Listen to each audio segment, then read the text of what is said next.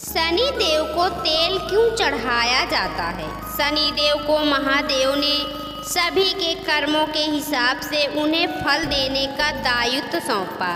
इससे शनि देव का महत्व तीनों लोकों में बढ़ गया। उनका बल तो अथाह था ही, उनकी वक्र दृष्टि से तो देवता भी घबराते थे। अपने इसी अतुल सामर्थ्य के कारण शनि देव के मन में अहंकार आ गया कि इस त्रिलोक में उनसे शक्तिशाली कोई और नहीं है। उसी अहंकार में शनि देव अपने लिए कोई योग्य प्रतिद्वंदी खोजने लगे, किंतु शनि देव से वैर भला कौन ले। बहुत खोजने पर भी उन्हें कोई प्रतिद्वंदी नहीं मिला। इसी विषय में शनि देव ने देवर्षि नारद से पूछा तो उन्होंने बताया कि आपके योग्य प्रतिद्वंदी तो केवल केसरी नंदन हनुमान ही हैं। यह सुनकर शनिदेव तत्काल मृत्यु लोक पहुँचे और हनुमान जी को ढूंढने लगे। बहुत खोजने के बाद उन्हें पवन पुत्र हनुमान एक निर्जन स्थान पर श्री राम का जाप करते हुए दिखाई दिए। हनुमान जी को अपने समक्ष देखकर शनिदेव ने उन्हें युद्ध के लिए ललकारा। इस पर हनुमान जी ने उन्हें प्रणाम करते हुए कहा कि हे शनिदेव, आप तो मेरे लिए पूज्य हैं। आप मेरे गुरु भगवान सूर्य नारायण के पुत्र भी हैं। इस कारण से भी आप मेरे लिए आदरणीय हैं। इसके अतिरिक्त मुझे ध्यान नहीं आता कि मैंने आपका कोई कभी अहित किया हो, फिर आप क्यों मुझसे युद्ध करना चाहते हैं? यह सुनकर अभिमान से भरे शनिदेव ने कहा, हे मारुति, मैंने सुना है कि इस संसार में आपसे अधिक बलशाली कोई और नहीं है। आपकी शक्ति के बारे में कई किंवदंतियाँ प्रसिद्ध हैं। जरा मैं भी तो देखूं कि वो किंवदंतियाँ सत्य हैं अथवा असत्य। मैंने तो सुना है कि आप युद्ध की ललकार कभी अस्वीकार नहीं कर सकते। फिर क्या कारण है कि मेरे युद्ध के आमंत्रण के बाद भी आप युद्ध को तैयार नहीं हो रहे? उनकी यह बात सुनकर हनुमान जी समझ गए कि दैव योग से इस समय शनिदेव अहंकार के वश में हैं। उन्होंने उन्हें टालने के लिए कह दिया कि वह उनसे युद्ध अवश्य करेंगे, किंतु उनकी पूजा समाप्त होने तक वह प्रतीक्षा करें। शनिदेव धैर्य पूर्वक हनुमान जी की पूजा समाप्त होने की प्रतीक्षा करने लगे, किंतु बजरंगबली तो एक बार यदि राम नाम का जाप आरंभ करते थे तो सब कुछ भूल जाते थे। वही हुआ और श्री राम के जाप में ही मग्न हो गए। उधर बहुत देर प्रतीक्षा करने के बाद शनिदेव का धैर्य चूक गया।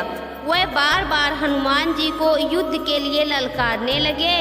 इससे हनुमान जी की पूजा में विघ्न पड़ने लगा और इसी से बचने के लिए उन्होंने पूजा करते करते ही शनिदेव को अपनी पूंछ में लपेट लिया। वो पकड़ इतनी शक्तिशाली थी कि स्वयं देवता होते हुए भी शनिदेव पीड़ा से कराह उठे। उन्होंने अपनी पूरी शक्ति लगा दी, किंतु वह हनुमान जी की पूंछ से मुक्त नहीं हो सके। इसी के साथ शनिदेव का अपने बल के प्रति अभिमान भी समाप्त हो गया। अब तो वह विनयपूर्वक हनुमान जी से स्वयं को मुक्त करने की प्रार्थना करने लगे, किंतु हनुमान जी तो श्री राम की भक्ति में रमे थे। उन्हें और किसी चीज का ध्यान कैसे रहता? बहुत समय बीत गया और शनिदेव उसी प्रकार हनुमान जी की पूंछ में जकड़े हुए असहनीय पीड़ा भोगते रहे। बहुत काल बाद जब हनुमान जी का ध्यान भंग हुआ तब उन्होंने देखा कि शनिदेव तो अभी तक मेरी पूंछ में जकड़े हैं। उन्होंने तत्काल शनिदेव को मुक्त किया और उनसे इस विलंब के लिए क्षमा मांगी।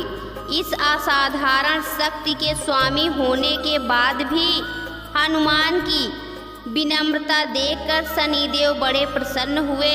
उन्होंने हनुमान जी को धन्यवाद कहा, क्योंकि उनके ही कारण शनिदेव के अभिमान का दलन हुआ। इतनी देर तक उनकी पूंछ में जकड़े होने के कारण शनिदेव के शरीर में असहनीय पीड़ा हो रही थी। उनकी पीड़ा हनुमान जी समझ गए और उन्होंने शनिदेव को तेल दिया, जिसके मर्दन से शनिदेव की पीड़ा समाप्त हो गई।